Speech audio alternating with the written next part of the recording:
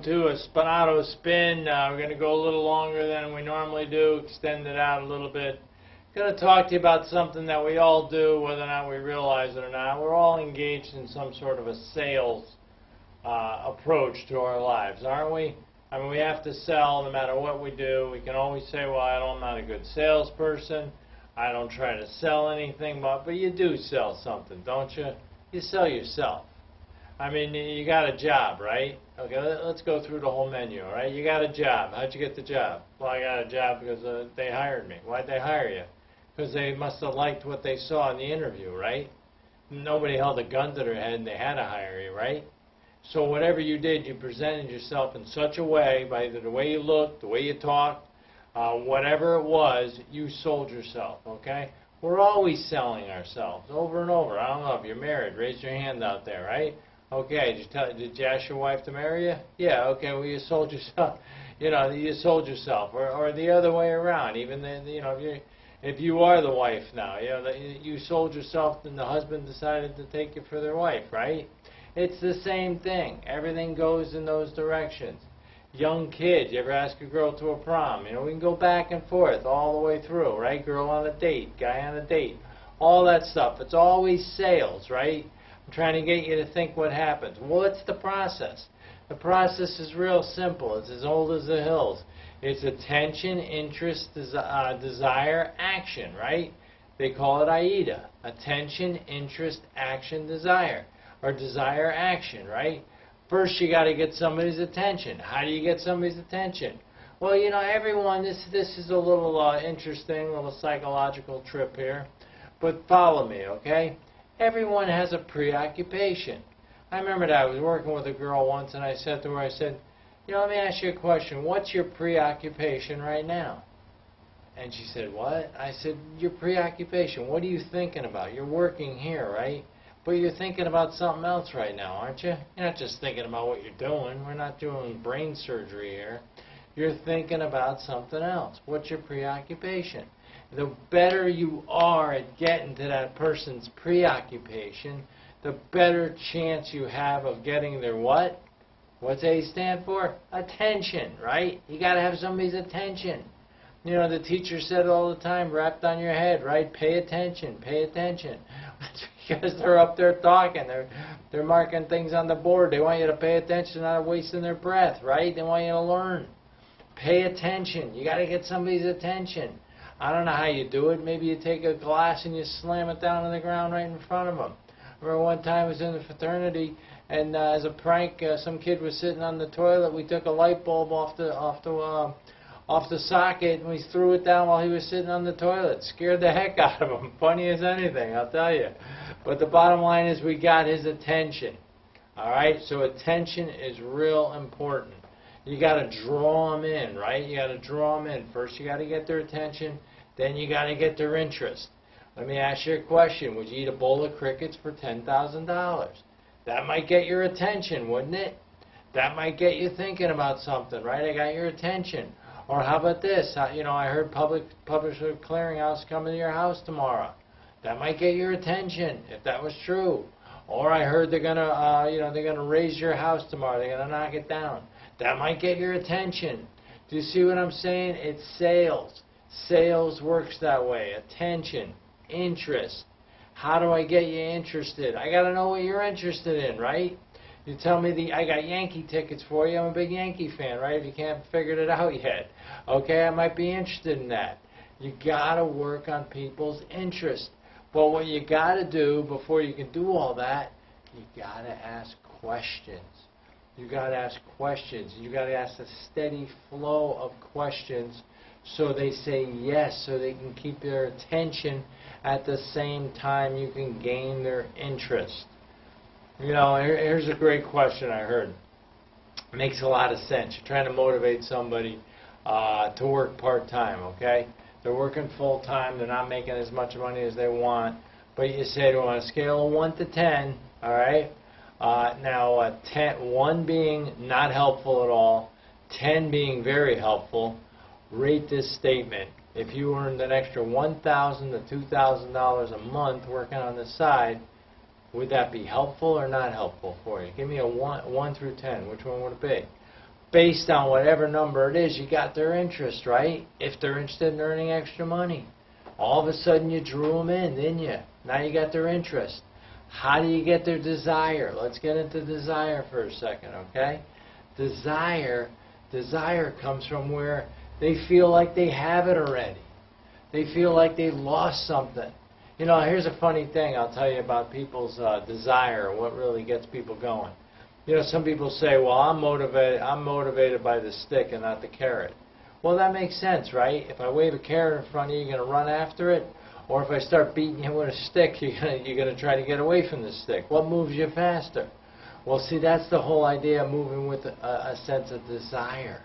What gets you going? The average person, I guarantee this, if you woke them up in the middle of the night and you either woke them up and you told them one of two things, they would jump right out the door, or jump out of bed, and the other one, they wouldn't hardly move. If you woke somebody up in the middle of the night and you said, hey, I got a way in which you can make $2,000. We got to go. We can go downstairs and we'll make $2,000. You think they're going to jump out of bed to do that, the average person? No.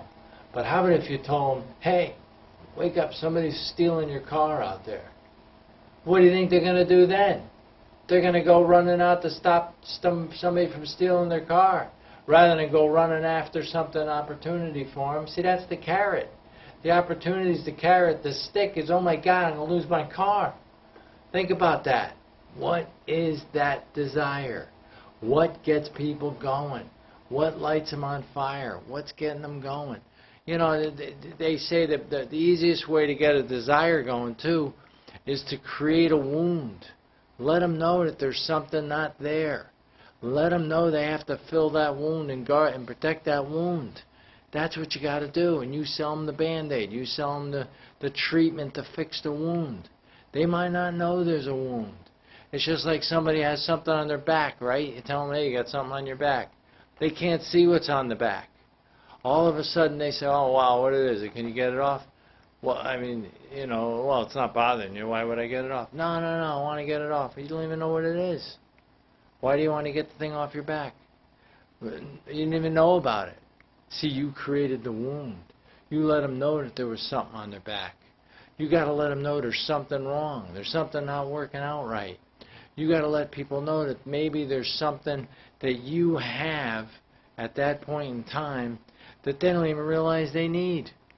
They don't even realize how bad they really need it until you came along and created the wound and explained to them, got their attention, right? Let's go through the whole thing again. Got their attention, got their interest, and then got their desire going. See, it's kind of like I know something that you don't know. Well, that gets people going, doesn't it, usually? Okay, you got their attention. I know something you don't know. And all of a sudden they're going to say, what is it? What is it? Well, you know, I'll tell you about it in a little while. No, tell me now. See that whole thing? See how that whole thing comes? That's what you want to be. You want to be that type of person when you're trying to sell somebody something, when you're trying to pitch them something. Now, how do you get them into action? How do you get them to start moving? How do you get them to start opening up their checkbook or writing a check or giving you something out of their wallet and giving you your credit card? How do you get them to do that? Well, the best way, we just talked about it, guy stealing the car or a guy offering somebody $2,000 to go out and work. You got to get them to feel a sense of loss. You got to feel like if they don't pay it, they're going to lose out. They're going to not get what they really want. They always wanted, you know, they could date with the girl. She's on the corner right now. You can go talk to her. You see what I mean? What's going to get that person off the couch, away from their video game, and go talk to the girl? You got to get them to that point. You got to get them to make action. You got to make them to do something. You know, you got to get them off the couch or go get the phone in their hand and dial where they got to go. That's what it's going to come down. You got to get them to come to a meeting so they could see and find out what they're losing out on, what opportunities are there for them. You got to get them to a job fair if they don't have a job, right? You got to get them going. You got to say, here's your chance to get a good job. See what I mean? You're always going to be selling people. And sometimes the greatest thing you could ever do for somebody is to sell them on themselves. to encourage them, to get them to feel good about themselves so they'll want to do something. You could turn somebody's life around just by making a good sales presentation. Did you know that? You could turn their life around. Let's say you take a guy who's a Navy recruiter or an Army recruiter or somebody in the military. All of a sudden he takes a kid who never had, much of a life. All of a sudden he convinces him to join the military. Turns out he has a great future, new career, starts thinking better about himself. Next thing you know, you created something that was incredible for the person. They never would have had it unless you came along. You see what I'm saying about sales? Remember, AIDA, attention, interest, desire, action. You got to have that. It's got to be a spirit that goes forward from you. And you know what helps a lot? You know what helps a real lot with all this stuff? And I hope I'm conveying it to you a little bit. Is enthusiasm. Enthusiasm. Enthusiasm means that God's within you. God is within you. You know, this old saying, you squeeze an orange, what comes out? If you got it in you, that's what comes out. That's what it's all about. If you really want to try to help somebody and you really want to do some good, you get excited about the prospect of doing something good for them. I went door-to-door sales for a number of years. It was pretty amazing. It was pretty amazing that the challenges that you go through, the ups and the downs and all the negative thoughts that flood your mind. And yet you got to learn how to flush all that out and just keep going and keep trying to get something else done and try to sell more and keep going. Well, that's your life anyway. You're always going to be trying to sell something. Let's face it. If you rent, you want to own, right? If you own, you want to figure out some way, maybe you own another building or another piece of investment, right? You're always going to be striving for something better. That's a sales presentation right there. What motivated you to want to try harder? What motivated you to want to get more? Something sold you on it. Something made it clear to you. Now, I think back on it. When I was in college, I really wasn't overly sure about how I was going to go about my career. And you know what happened? Guess what? A marketing professor, okay, a business teacher sold me on the fact that I should be a salesperson.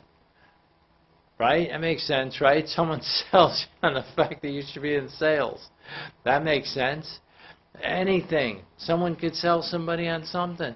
You know, I think about my roommate in college. You know, a great guy. What did he do? He's a political science major. He signs up for a marketing class, right?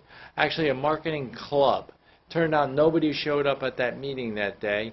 They voted him president, and it just so happened to be the week when they were going on a tour of some businesses in the area. He went to the businesses, met everybody, wrote down their names, sent them all thank you notes, and they loved him. All of a sudden, he's the guy. He's the darling boy. They love him because he went out and he reached out to them. He got their attention. He got them interested in him. He got the desire going. Next thing you know, a week later, they call him up for a job. He's a political science major. He gets a marketing job. Next thing you know, he's traveling all around the world. He was never a salesperson, but he became a salesperson that afternoon. Just like that. Sales ability is incredible. And I'll give you another example, too. Years ago, I was selling telephone systems. Give you an idea of the impact that just a sales concept can have on people.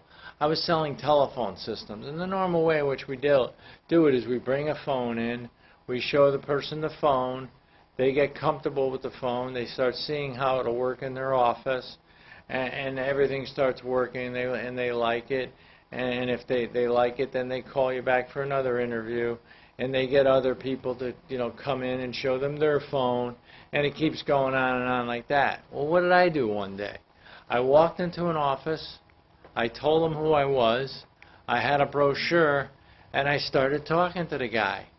Do you know I walked out of there 2.5 hours later with an $8,000 check for the whole phone system? Everything just came together. I didn't even have to show him the phone. I just showed him a brochure. He goes, well, I heard of your company. I heard it's real good. And I just kept telling him all the great stuff about the company and how he would be a great customer to have, and we can all appreciate, all the things that your people in your office will love you for, bringing them in a new phone system, helping them be more productive. I just told him everything I possibly could about the phone. And the next thing you know, he bought the idea of the phone. Do you see what I'm saying about that? Somehow we got his attention. Somehow we got his interest. Somehow we got him desiring the phone. And then at the end of the day, after he had already given me the check, I said, "Do you want me to bring the phone in so you can look at it?" He goes, "Nah, you really don't have to do that. We got an idea what it looks like." I said, "Okay, thanks a lot." And that was it. That was the one and only time I ever seen anybody walk out with the full amount. Normally the way the process works, you take a deposit, that's usually after the third visit or whatever it is, and then they pay you little by little as they're happy with the service. I told the guy I can give him 10%, 15% off if he pays all up front. There it was. No, one visit, next thing you know, the phone system is sold for that amount of money. I still remember his name too. I don't know if he's still around now. The guy's name was Arthur Knoll Insurance Agency, and it was in East Hartford, Connecticut. Just to give you an idea, that stuff sticks with you, folks. When you start making crazy stuff like that happen, it sticks with you. That's what I'm telling you about sales. I'm trying to sell you on the fact that you could be a great salesperson. You could be an incredible salesperson. And you don't have to sell product. You just have to sell ideas. One idea can change the world. One idea can change your life. Look what happened to the guy who got recruited into the Army and the Navy, the Air Force, Marines. He changed his life just because one person sold him on something. You never know what can happen. You never think about this. Let's say you're a charity person, right? You're working for a charity organization. You go out there. You talk to somebody. All of a sudden you talk to somebody who has a lot of money to donate, but they don't like it and they don't want to donate to anybody. But then they meet you, and you have this ability to get their attention and to get them involved. And the next thing you know, they're donating thousands of dollars to a charity. How many people's lives did that change? How many things changed because you showed up and talked to that person? It's unlimited, isn't it? It's unbelievable the power you have by just using some persuasion and understanding of what makes people tick, what it takes to get them to move. And you're doing them a favor. That person walks out the door after donating all that money. They feel good. They gave to a good cause. They feel that their hard work was worth it. They're glad to spread their wealth. That's how powerful it is. I'm going to take a couple-second water break here and catch up with you, but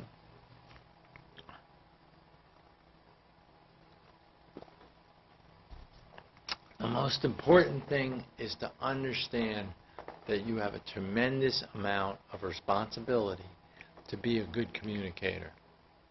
And one of the best ways to be a good communicator is by asking questions. You got to draw people out. You got to get people to say, "Hey, look, I want to hear what the next thing this person has to say."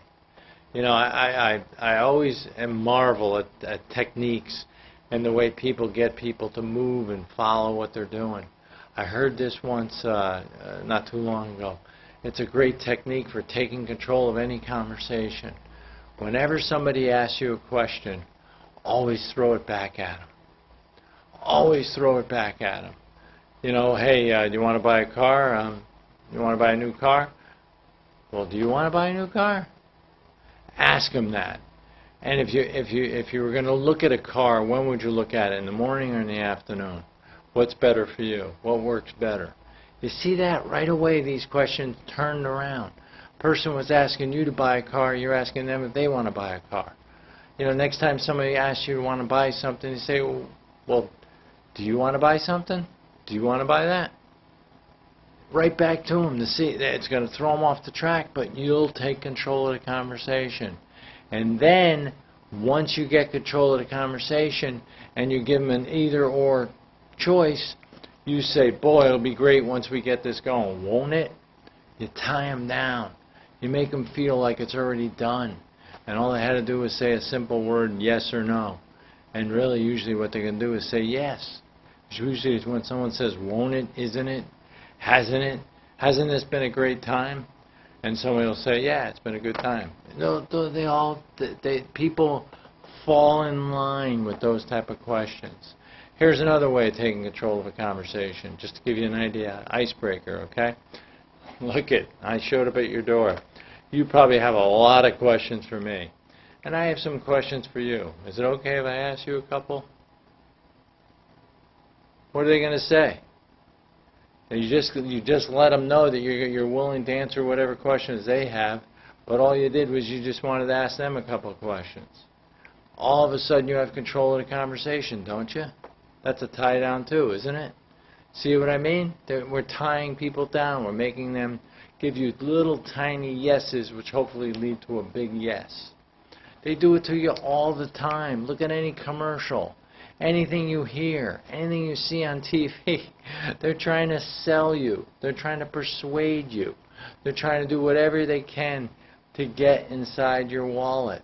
That's what they're trying to do, isn't it? Why else would they pay the money for the advertising if they weren't going to try to do that? You know, even public service announcements, I think about that. We do PSAs on the radio shows.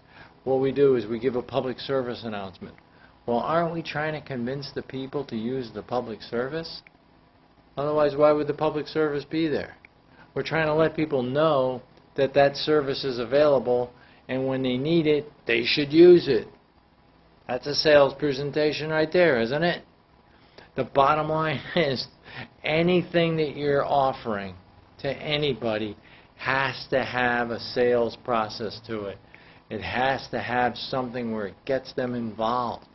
You know, that was an old saying years ago, old-time salespeople used to say. We want to get you, and this was a Tom Hopkins one, we want to get you happily involved in this product. Well, doesn't that mean you're happily involved? Doesn't that mean you're going to buy it? We want to get you really comfortable in driving this car and having the value and the pride of owning this car. Well, yeah. Now what I did was I just tried to sell you the car, didn't I? Isn't that what we're here for? We're here to make a sale. We're here to do something.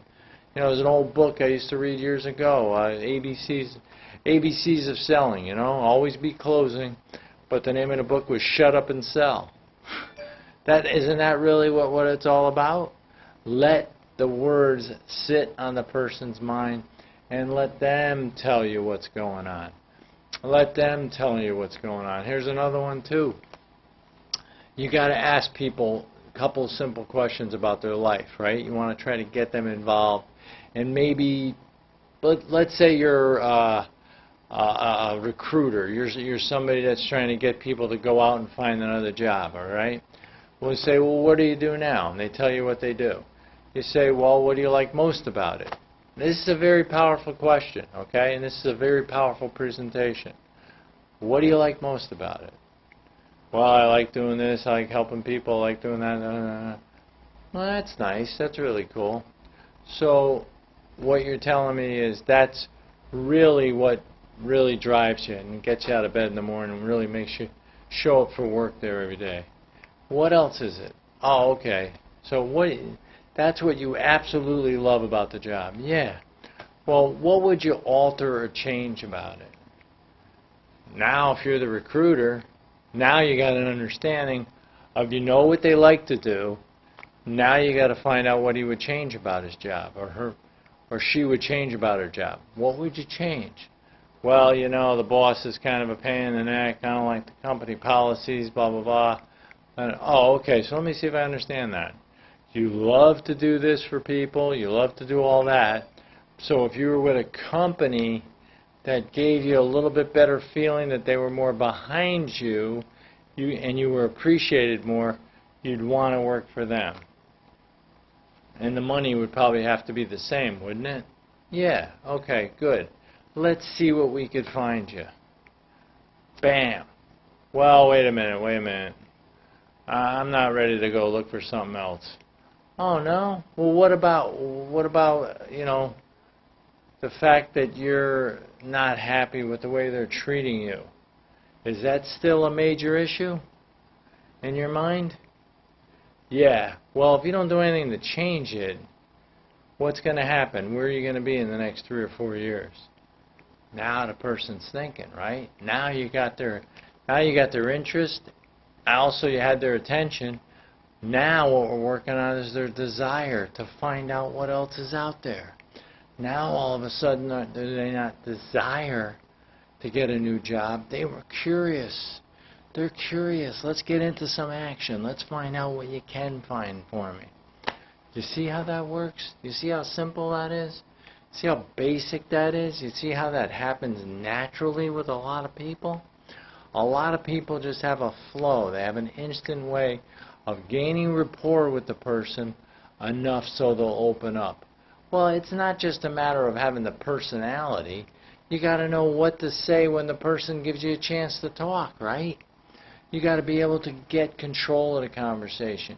You got to be able to gather information so you can put it back to them and help them. You know, it's kind of like when you go to the doctor's office. The first thing they ask you after they take all your insurance garbage and stuff is, what brings you in here today? That was a great question we had when I was back in the day. We'd be running a trade show. We have a booth in a trade show. You walk up to somebody at the trade show and you say, so what brings you to the trade show today? That makes a lot of sense, right? Well, you go to the doctor. What brings you to the doctor's office today? Well, where does it hurt? Blah, blah, blah. See what I mean? Those are simple questions. You know, if you were going to change, if you were going to buy something today, what would it be? I don't know. What do you got? I don't know. I got a lot. What is it exactly that you feel that you need right now? And if the person doesn't open up from that, you say, what? Just like I told you, what do you absolutely love about the product you have now or the service you have now? And what would you alter or change? And there you go. All of a sudden, now you got your answers, right? Now you got a whole box of things to start talking about. Number one, you can talk about what they love. You can make them feel great about it. And then at the same time, you can make them feel lousy about the fact that they're not happy about certain things about it. And then you ask them the consequences. You know, here's one thing. We're almost done here. I got another minute or so. Sales really comes down to the Dickens story, the Christmas Carol, right? What does he do? What happened in the Dickens story? Well, the ghost shows up to Ebenezer Scrooge, and the ghost is from a past, right? The past dead person. The ghost of the dead person, Jacob Marley, shows up, and it shakes him up, doesn't it? Gets his attention, right? He doesn't know what's going on. It gets his attention. And the most important thing that the ghost does is he walks him from where he was. Actually, if you think about how it goes from where he was to where he is now and what his future is. That's what you got to do in sales. You got to show the person where they were. You got to show them basically how they are right now. And then you got to say, if you stay with that, this is what it looks like. Are you happy? And what they did, if you think about the whole Christmas Carol concept, they created a tremendous amount of pain for Ebenezer Scrooge to continue on the path he was on. Remember, things were happy in the beginning. He made some bad decisions. He winds up like he is. But if he keeps going like he keeps going, he's going to wind up basically dead, and everybody's going to be glad he's dead. And he can feel it. He feels the pain, and he realizes the reason the change is there, and he makes the change. That's what you got to do in sales. You got to show them where they are. You got to show them where they were. Then you got to show them how they are since they've gotten there. And then you say, look, if you stay on this path right now, here's where you're going to wind up. Same thing with the military guy, right? The military recruiter. Jimmy, Johnny, whatever your name is. You came from a tough background. Right now, things are a little tough. They're still a little tough. If you continue on this path, where do you see yourself in another 3 or 4 years? I see myself dead because I'm living in an awful environment. Well, you go here, you get 3 squares, and we teach you a career. We get you going, and you can help a lot of people. and you'll be doing something wonderful for your country. Do something wonderful for your country. Fantastic talking to you. Hope you have a great night. Thanks a lot for listening. Take care now. Bye-bye.